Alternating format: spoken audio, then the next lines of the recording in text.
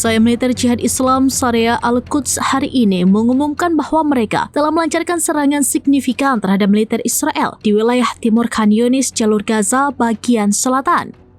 Kelompok tersebut merilis rekaman video yang disebut-sebut memperlihatkan detail persiapan hingga eksekusi operasi.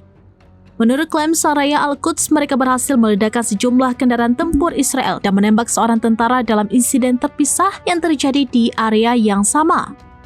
Video yang disebarkan menunjukkan personel Syariah Al-Quds sedang menyiapkan apa yang mereka sebut sebagai ladang ranjau menggunakan alat peledak jenis Taqib.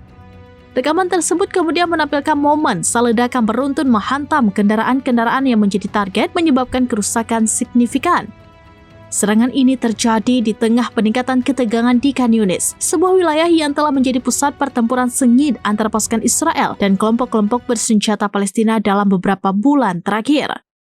Hingga berita ini diturunkan, belum ada konfirmasi resmi dari pihak militer Israel mengenai insiden yang diklaim oleh Syariah Al-Quds maupun rincian mengenai potensi kerugian yang mereka alami.